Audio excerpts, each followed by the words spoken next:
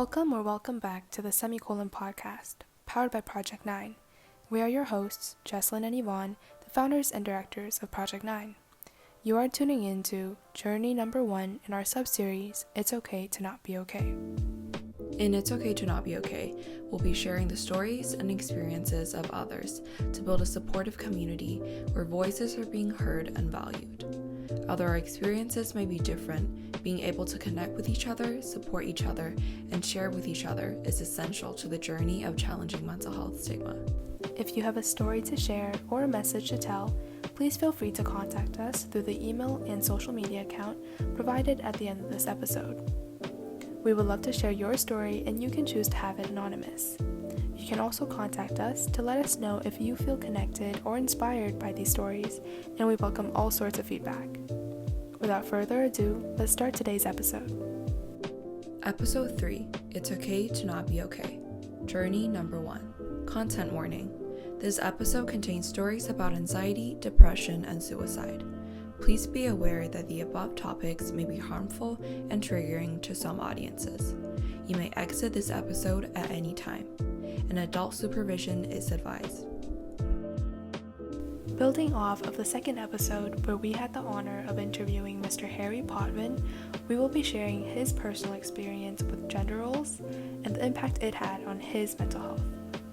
Growing up as a student athlete and captain of the varsity swim team at the University of Guelph, Mr. Potvin has been told that athletes are almost superhuman in the sense that they don't struggle. They're very mentally tough and they rarely show any emotions unless they win in their sport. He recalled how fellow swimmers on the pool deck would view someone as less of a threat in the sport or not a real athlete if they broke down crying or had an anxious outburst. He said, "To us, that was their weakness showing." This idea eventually impacted Mr. Potvin's own mental health and caused him to neglect those feelings and emotions. He even felt like he was a failure because he felt that these anxious and depressive thoughts would make others look down on him. This played an important role in suppressing his own emotions, which eventually almost led to him taking his own life.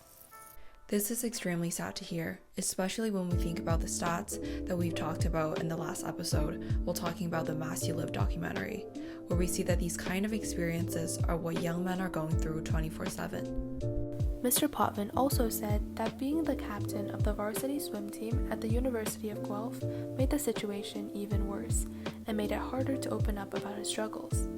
He said, "I was scared that if I opened up about how I was feeling or the struggles I was going through, I would be viewed as less of a captain, less of an athlete, and less of a man." His mentality changed immediately after he did open up eventually. He realized that all of the fear that he had been living in for over a decade was just a fabrication of his own mind. His bond with his teammates grew even closer after sharing these mutual experiences. Mr. Potvin said, "Opening up and sharing my story was the best thing that I could have ever done." We have always emphasized on the importance of storytelling, and again, professionals have told us about the importance of hearing the stories of those who have direct experience with mental illnesses.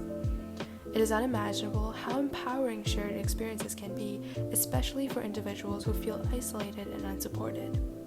With this sub-series, we hope to amplify voices that need to be heard. We hope to normalize conversations about mental health, and we hope to foster understanding between different groups of people.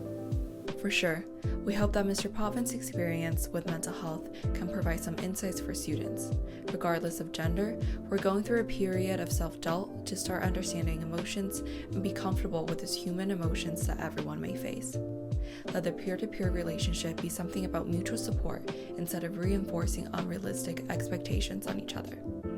For more information about Mr. Harry Potvin's experience or other meaningful mental health discussions, please check out the Age panel posted by Mr. Potvin on platforms such as Apple Podcasts or Spotify.